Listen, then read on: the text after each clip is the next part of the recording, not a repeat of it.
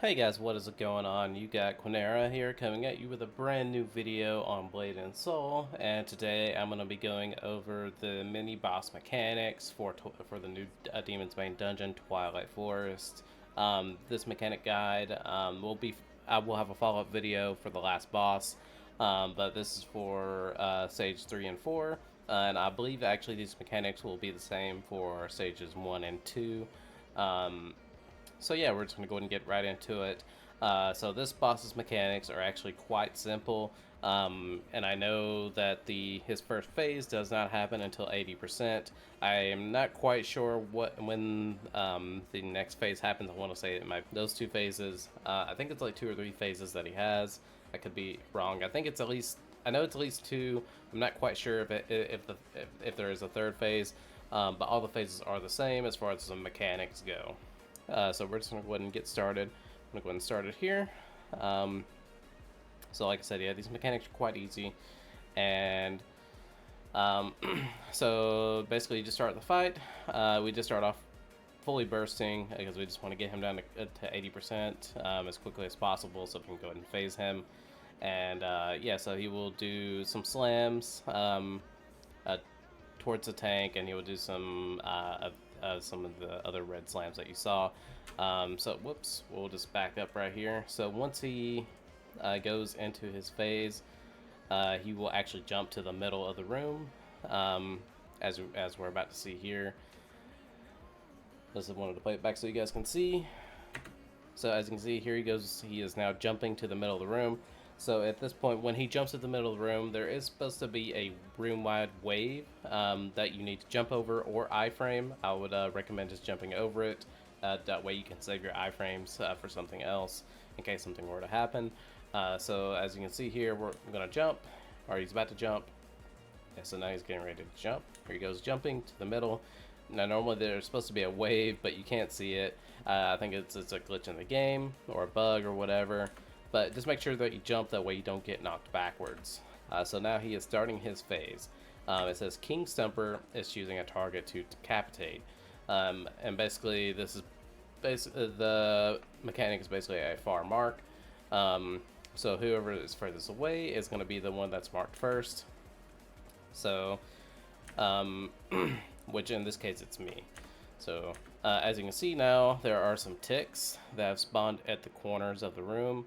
I'm not exactly sure as far as clocks go. I don't know how to read a damn circular clock, but you can obviously see where these ticks are. I believe this is like what, 10, 3 or 4, and this one's at like I don't know, 7, 8. I'm not quite sure on the whole clock things, but you can obviously see them. You're gonna see them when they spawn. So at this point, you can see these lines have now connected to the boss. He has a shield. So what needs to happen with these ticks is they need to be CC'd, but you don't want to CC them right away. So we're gonna, because the boss is about to do some jumps, as we can see here.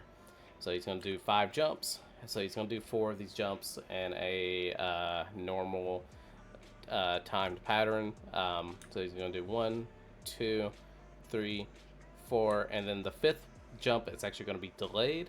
So as you can see here, you jump over it, and this is the room-wide AoE I was talking about. You need to jump over. Yeah, you can iframe it as well.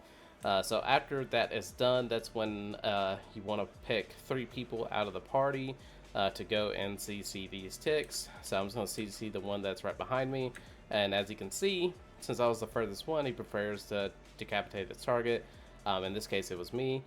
So he has this death pizza, this purple death zone here. So on stage 1 and 2, I believe this zone will not kill you, but on stages 3 and higher, this zone will instantly kill you. There is no getting out of that unless you just get out of the zone.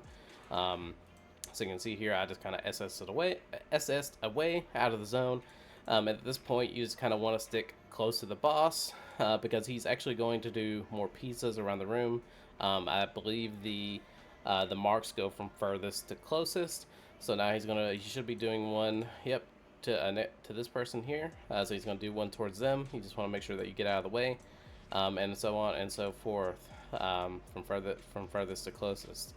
So after he does these, he's actually gonna do 4 of them. So you just need to be careful and not get hit by these. After he does that, that's the end of the phase. Well, about almost the end of the phase. So uh, here in a moment, he's going to open up his CC bars. Now you cannot CC him right away from the get-go because he has a shield. But if you've done everything correctly, his shield will drop and you will be able to CC him just like so.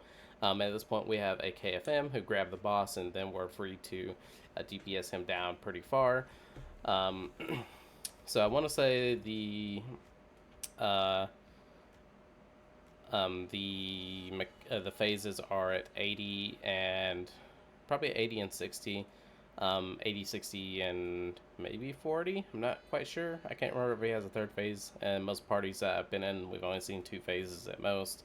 And usually we barely finish the second one.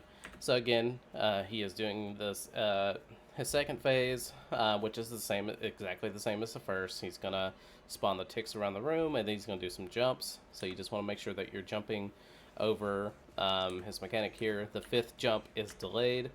You can either jump over it or iframe it, and then at that point you want to turn around and CC the tick.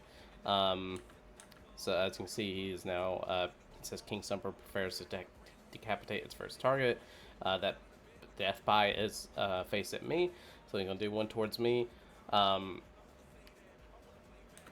then he's going to do it towards the next person, which is that person over there. Another one this way. So yeah, as far as I know, I think it's furthest to closest. He does 4 of them, and now we're just waiting. As you can still see, his shield is up, and then at this point his CC bars is open, but you can see his shield is up.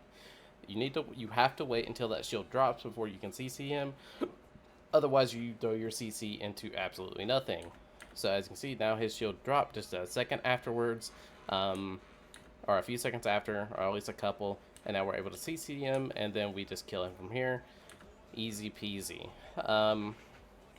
So yeah, that's pretty much the mechanics for this mini boss. I hope you guys have learned something. I will have a follow-up video for the final boss. So if you guys have any questions, feel free to leave them down below. I will try to address them and maybe in a later video once I have finished the base mechanic guide for this dungeon. Thank you guys so much for watching my content, and thank you guys so much for the support. Yeah, peace out.